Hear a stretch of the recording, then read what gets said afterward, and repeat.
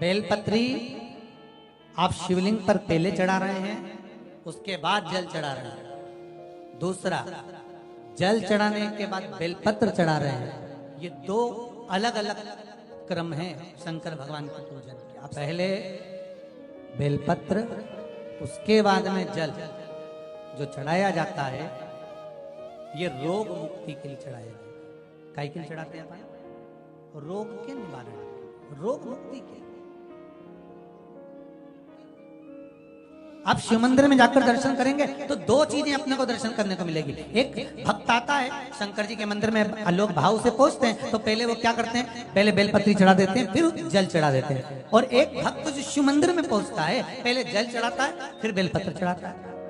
दोनों का अलग अलग क्रम है, दोनों का अलग अलग भाव वर्णन है। पहला, अगर बेलपत्र चढ़ाया है और उसके बाद अगर आप शंकर भगवान पे जल चढ़ा रहे हो तो ये रोग मुक्ति के लिए होता है। जैसे बड़े रोग किसी को हो जाए, रोग किसी को घेर ले, तो वो बेलपत्री चढ़ाने के बाद फिर जल चढ़ाएगा तो उसको रोग थम जाएगा और फिर वो रोग आगे नहीं बढ़ेगा, आगे नहीं बढ़ेगा। रोगों को थामने के लिए बेलपत्री पहले, फिर जल। और जब कुछ कार्य के लिए आप, सिद्धता के लिए आप, अच्छे कार्य के लिए आप, मन की प्रसन्नता के लिए, आनंदता के लिए आप शिव आराधना कर रहे हो, आप शंकर की आराधना कर रहे हो, तो आप जल चढ़ाकर फिर बेलपत्री चढ़ाओ, उसका लाभ आनंद। आपने जल चढ़ाया, उसके बाद बेलपत्री।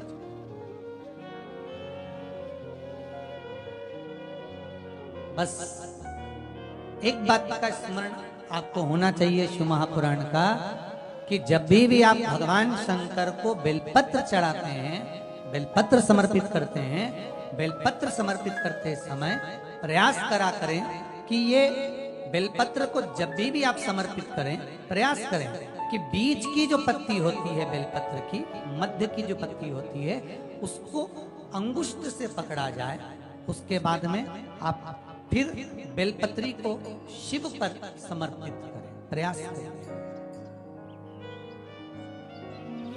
बेलपत्र जो हम भगवान शंकर को समर्पित करते हैं, उसका मध्य जो भाग होता है, बेलपत्री का जो 3 देवताओं का मध्य जो भाग होता है, उसको पकड़कर बेलपत्री को शिव को समर्पित करना। पूर्व की कथाओं में यह भी वर्णन किया है कि बेलपत्री की डंडी का मुख कहाँ होना चाहिए। पूर्व की कथाओं में यह भी बताया गया है कि बेलपत्री की तीनों डंडियों के बीच में, तीनों पत्तियों के बीच में जो खाली जगह होती है, डंडी होती है, उसका क्या महत्व है, ये पूर्व की कथा में पहले बता चुके। पर आज जो क्रम चल रहा है कथा का, उसमें अपन जो समझ रहे हैं वो ये होना चाहिए कि आप किस कामना से जल चढ़ा रहे हैं, आपके जल चढ़ाने का क्रम क्या है। अगर आप रोग मुक्ति के लिए चढ़ा रहे हैं तो पहले बेलपत्र चढ़ेगी, फिर जल चढ़ेगा। आप कार्य सिद्धि के लिए चढ़ा रहे हैं, पहले जल चढ़ेगा, फिर बेलपत्र चढ़ेगी। महाराज, शिव महापुराण की कथा कहती है, जब भगवान ओघड़दानी शिव करुणा करने के लिए अग्रणी होते हैं, तब ये भूल जाते हैं कि व्यक्ति का पाप कर्म क्या है। व्यक्ति का पाप कर्म क्या, वो भूल गए। उन्हें तो केवल एक चीज का धारण करा है कि ये मेरा अपना जीव है, मेरे दरवाजे पर आता है, स्मरण करता है, एक लोटा पानी चढ़ाता है, बेलपत्र समर्पित करता है, बस ये मेरा अपना हो गया। और आपको पहले भी कथा में कहा है, जब आपके जीवन में ऐसा लगने लगे कि हाँ बहुत कष्ट है, कर्जा भी बढ़ गया, तकलीफें भी बढ़ गई, बहुत दुख भी बढ़ रहा है, कहीं परिवार सही नहीं चल रहा है, तो प्रयास करते रहा करो। हफ्ते में एक बार एक चावल का दाना जल के पात्र में डाल लिया, एक काली मिर्च जल के पात्र में डाल ली, और उस जल को ले गए, थोड़ा सा चंदन का छींटा डाल दिया, ले जाकर शिव जी को समर्पित कर दिया। दूसरे के यहाँ की निंदा, दूसरे के यहाँ की चुगली, दूसरे के यहाँ की बुराई अपने यहाँ लेकर मत आओ। ईमानदारी से बोलो, कोई तुम्हारे दरवाजे पर कचरा पटक जाए तो तुम्हें कैसा लगे, अच्छे से बोलो जरा। बुरा लगेगा ना, अच्छा तो नहीं लगेगा। रोज रोज कोई कचरा पटकेगा तो और बुरा लगेगा। 30 त्योहार पे कोई कचरा पटकेगा कितना बुरा लगेगा। दरवाजे पर कचरा नहीं होना, दरवाजा साफ होना। परंतु एक विचार करो, रोज तुम्हारी पड़ोसन, कोई रोज तुम्हारा रिश्तेदार, रोज तुम्हारा कोई नातेदार तुम्हारे दरवाजे पर कचरा पटकता है, ये भी तो दरवाजा है भगवान के आने का और जाने का। कथा कहां से आ रही है? यहीं से। ये भगवान का प्रवेश द्वार है, ये भी प्रवेश द्वार है, ये भी प्रवेश द्वार है भगवान के आने का। दर्शन करोगे तो भगवान प्रवेश करेगा, कानों से श्रवण करोगे तो भगवान प्रवेश करेगा, मुख से भजन करोगे तो भगवान प्रवेश करेगा। ये प्रवेश द्वार है। दरवाजे पर कोई कचरा पटक गया कितना बुरा लगा। और रोज तुम्हारी पड़ोसन, नातेदार, रिश्तेदार रोज कचरा पटकते हैं और तुम चाय पिला पिला के कचरा पटकवाती हो। और क्या बोल रही थी जरा बता तो, और क्या बोल रही थी जरा बता तो लिख दो ना कान के ऊपर डस्टबिन और नीचे लिख दो यूज मी। मेरा कान थोड़ी ना कचरे का डब्बा है, कचरे का डब्बा है। पटको कचरा, जितना पटक सकते हो कचरा पटक। अपने इन दरवाजों को स्वच्छ रखिए, साफ रखिए, निर्मल रखिए। ये मुख निर्मल बनना चाहिए। अब शब्द निकले ही नहीं। कोई कितना भी बोले परंतु अपने को अपशब्द नहीं बोलना। कितना भी। एक पत्नी ने अपने पति से एक बार लड़ाई में कह दिया तुम तो जानवर हो। पति कितना सीधा साधा, एक बार भी नहीं बोला। वो बोला तो बिल्कुल सही कह रही है, मैं जानवर हूं। क्यों जानवर हूं? क्योंकि तू मेरी जान में तेरा वर। गलत नहीं कहा। शब्द लड़ाई करना हो तो बहुत सारे शब्द हैं, और नहीं करना हो तो सबका तब, सबका तब बोल रही। कोई कितना ही पूछे अपने को बोलना ही नहीं, क्या बोले। कभी कभी ऐसा हो जाता है पत्नी को लड़ने की याद आती है तो जान करके लड़े होता है। क्योंकि दोनों में माता पार्वती जी ने शंकर जी से मांगा ही क्या था? भोलेनाथ। भगवान शिव बोले मांग क्या चाहिए? पार्वती जी बोली एक वर दे दो। क्या वर दे दो? 2 वर चाहिए। कौन कौन सा वर? कि एक वर तो ये दीजिए कि पति पत्नी में आपस में जब झगड़ा हो तो उनमें प्रेम बढ़े। ये पार्वती जी ने मांगा था। भगवान शंकर ने कहा तथास्तु, जो पति पत्नी आपस में झगड़ेंगे उनमें बहुत प्रेम बढ़ेगा। तुम देखना पति पत्नी कितना भी झगड़ा कर ले, पति अगर झगड़ के दुकान चले जाए, ऑफिस चले जाए, कहीं पे भी चले जाए, आते से पूछेगा क्यों रे तेरी मम्मी कहाँ गई? आते से पूछेगा। कितना ही झगड़ा हो जाए परंतु प्रेम बढ़ता है। और पार्वती जी ने दूसरा वर मांगा था क्या?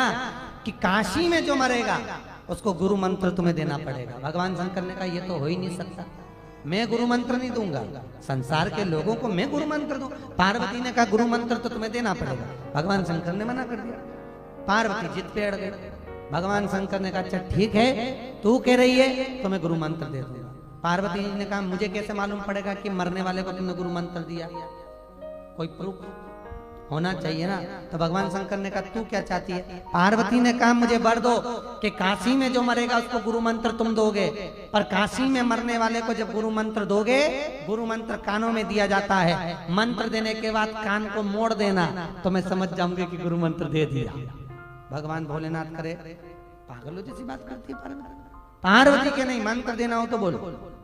भगवान ने कहा ठीक है। आज भी प्रमाण है काशी में जो मरता है उसको भगवान शिव गुरु मंत्र प्रदान करते हैं और उसका राइट कान मोड़ देते हैं। आज भी काशी में मरने वाले का सीधा कान अपने आप मोड़ जाता है, अपने आप, क्योंकि भगवान शंकर गुरु मंत्र प्रदान, भगवान शिव मंत्र देते। जिनको रात में नींद नहीं आती हो, टेबलेट खाकर सोना पड़ता हो, रात भर नींद नहीं आ रही हो, कुछ मत करो, सोने के पहले भगवान शंकर की 5 लड़कियों का नाम 11-11 बार ले लो।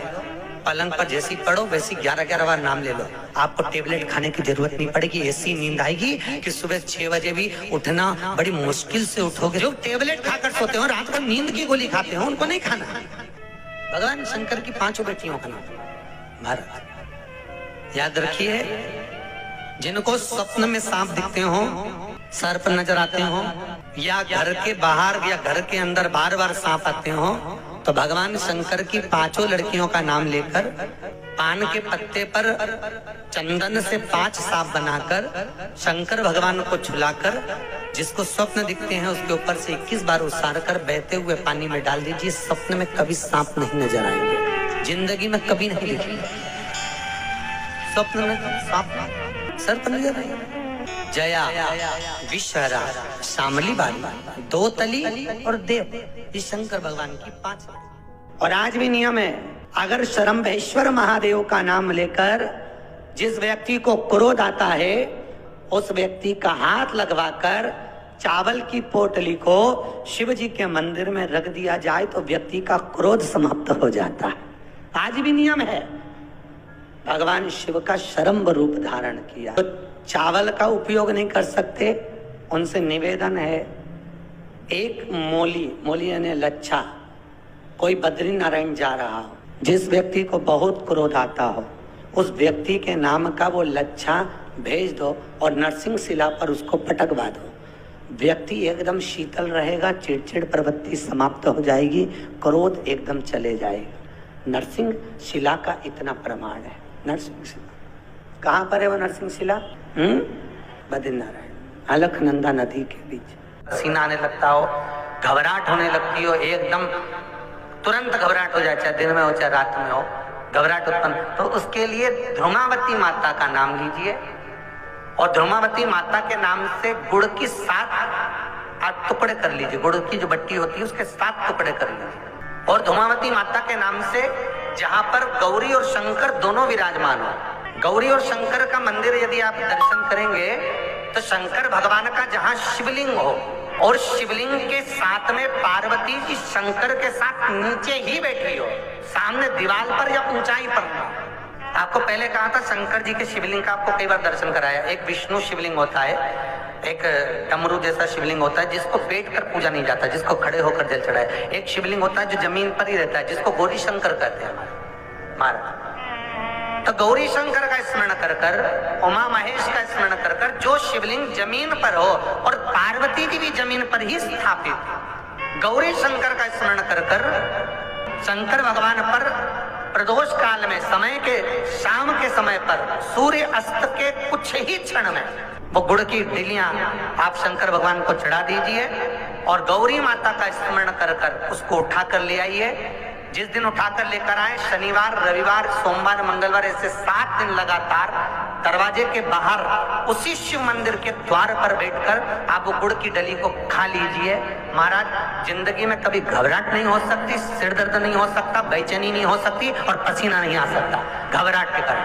रात को चक सो आनंदमय, पर गौरी शंकर होना चाहिए। कभी लगे गुरुदेव आज हमारे को बहुत थकान लग रही है, शरीर बेकार लग रहा है, सिर दर्द हो रहा है, शरीर में बेकार बहुत कष्ट उत्पन्न हो रहा है, पीपल के पत्ते की 5 पत्ते पीपल के थाली के अंदर रखो और उस पे भोजन करो शंकर जी का कुंदकेश्वर महादेव का नाम लेकर। कौन से महादेव?